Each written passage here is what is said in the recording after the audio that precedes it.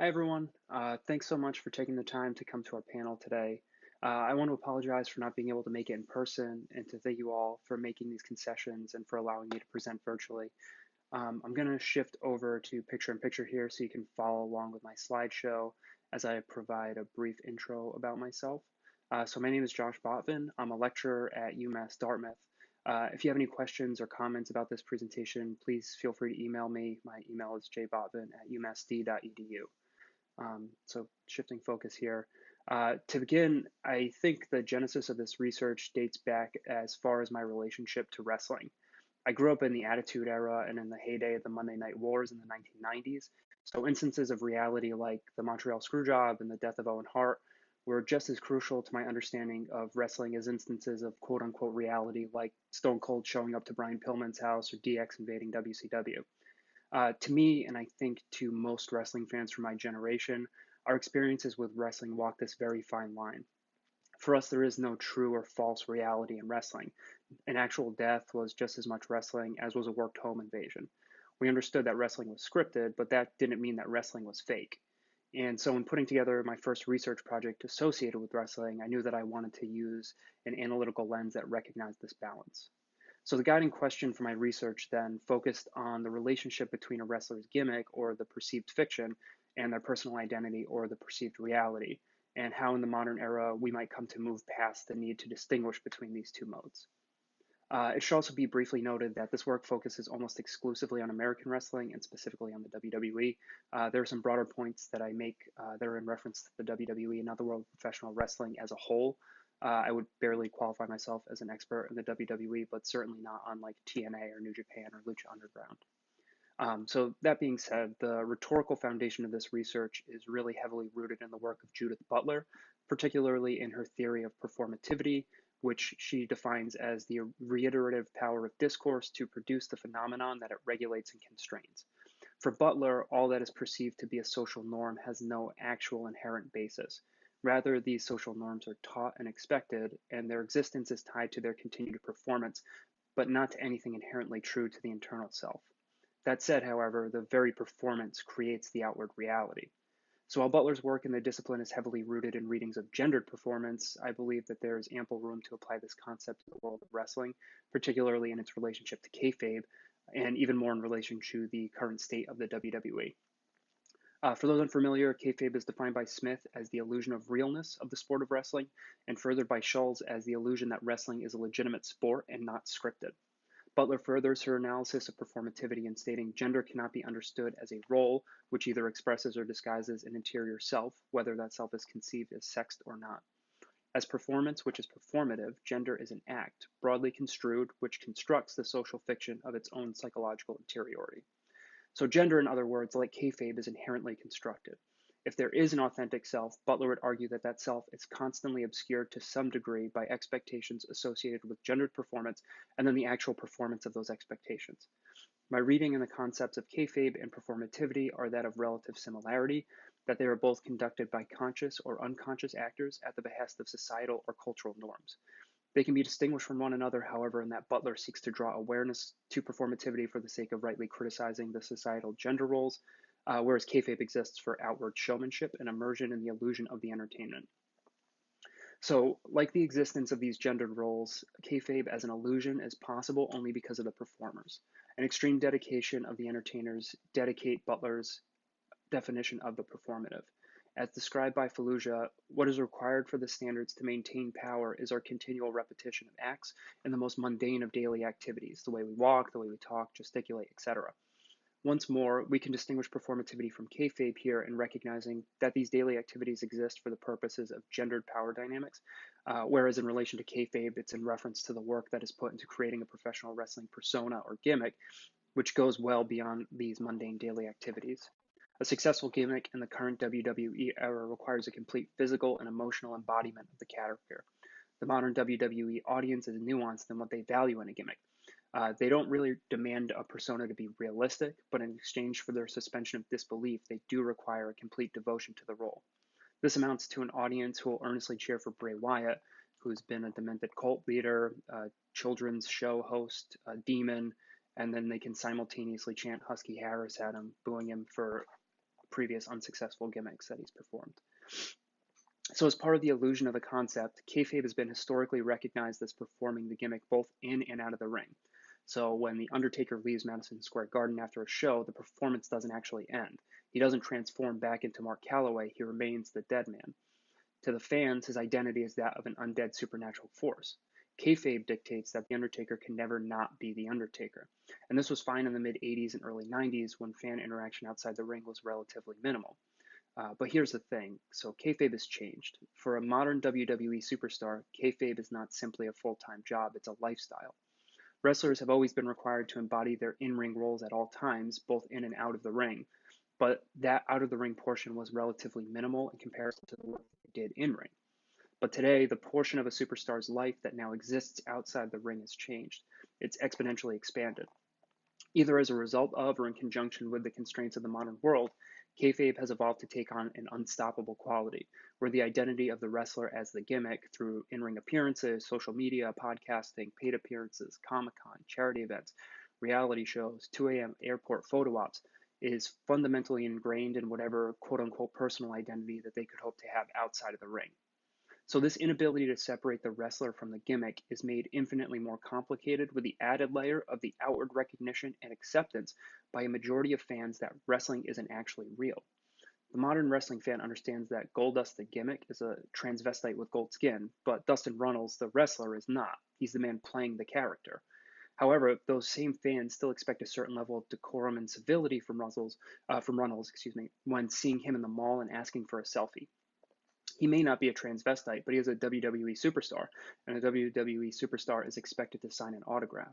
The layers of kayfabe then become the performer, the gimmick, and the celebrity status, all of which exist in a single performer's identity. All this is to say that kayfabe is not kayfabe, at least not anymore. It's evolved with the progression of modern society. And I don't believe that any wrestler in the modern era personifies this argument better than CM Punk. So a brief history here. Punk's rise in the company started in the developmental league Ohio Valley Wrestling in 2005. And in 2007, he began working through the WWE brand ECW, where he was associated with manager Paul Heyman, which really fueled his contrarian persona. So his gimmick centered around his straight-edge lifestyle and his anti-establishment demeanor. He rose through the undercard, and at WrestleMania 24, he won the Money in the Bank match. He was eventually drafted to Raw, and was cashed in the briefcase against Edge to win the World Heavyweight Championship on his first night with the brand. Over the next several years, he had a number of shortly contested championship reigns and a pretty unnotable run where he doubled down on his straight edge lifestyle. In 2010, he returned from an injury where he worked commentary before taking control over the new Nexus. In late 2010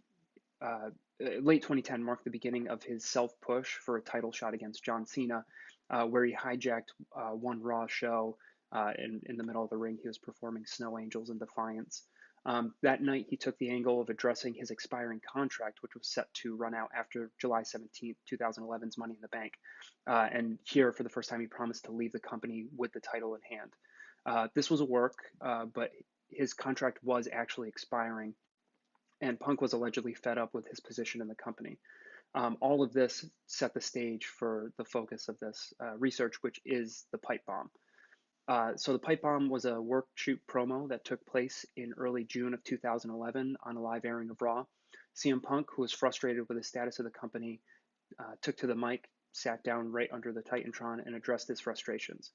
So the promo covered topics ranging from his promise to dethrone Cena as champion, Cena's incessant ass-kissing of McMahon, Vince's love for the show-carrying babyface, the constant resentment and lack of recognition he's faced in the company despite his talent, the fans who allow it to happen by supporting the company financially, his plans to leave Money in the Bank and the company with the title, the company's current state of mediocrity and its future mediocrity at the prospect of being taken over by Stephanie and Triple H, and finally a hint of a real-life story of Vince going against the anti-bullying campaign.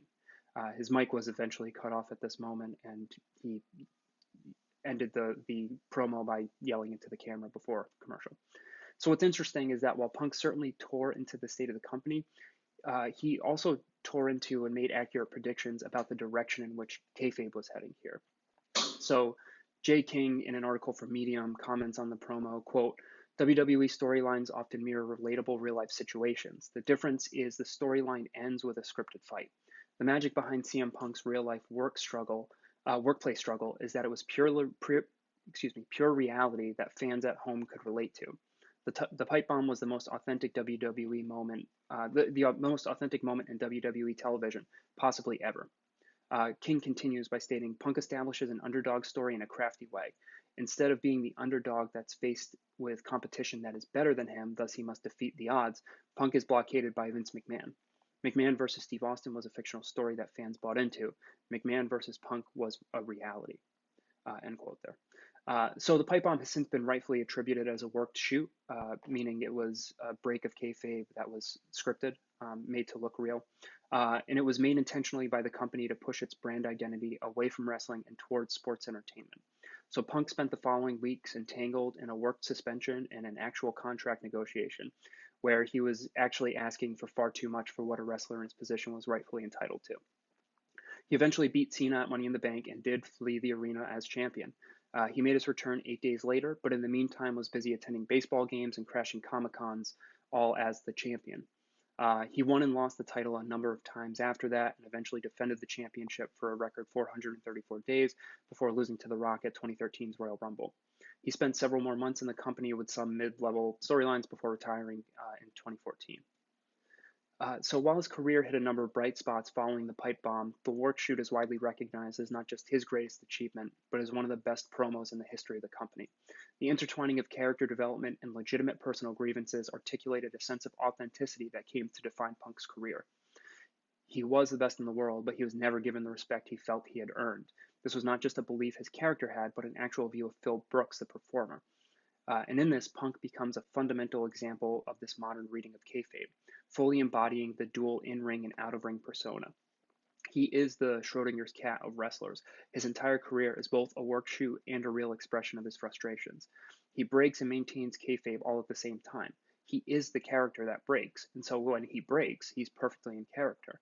And so the attempt to define where the performance ends and the performer begins is not just an impossible task, but it's irrelevant to the argument. The identity of CM Punk cannot be separated from the identity of Phil Brooks. Punk, like all of wrestling, is both real and scripted. The identity of the gimmick that he created and performed for years is fundamentally linked to any personal identity he could have outside of the character. The seeming authentic nature of the Punk gimmick when compared to more over-the-top personas doesn't help to simplify matters. And further, as was referenced earlier, he also exists in the third dimension of kayfabe, which is as a celebrity. When he leaves WWE and signs a contract with the UFC, he's doing that as Punk the character, as Phil Brooks the man, and as the combination of all of his identities which are visible to the public image. After his 2014 departure from the WWE, he retained ownership over the copyright of the character. He is fully and legally both the performer and the performance. Like other superstars who have had fame outside of the WWE, like The Rock, Stone Cold, John Cena, Punk's relative household name recognition works to further construct an inseparable nature between his gimmick and his persona. And this is becoming more commonplace within the WWE as a whole. As more WWE superstars and creatives opt to normalize the roster with more grounded gimmicks, and the WWE continues to ingrain their brand of entertainment to areas of society void of wrestling, like social media and reality television, there's a very real chance that we will see this line between these distinct features of personality continue to blur.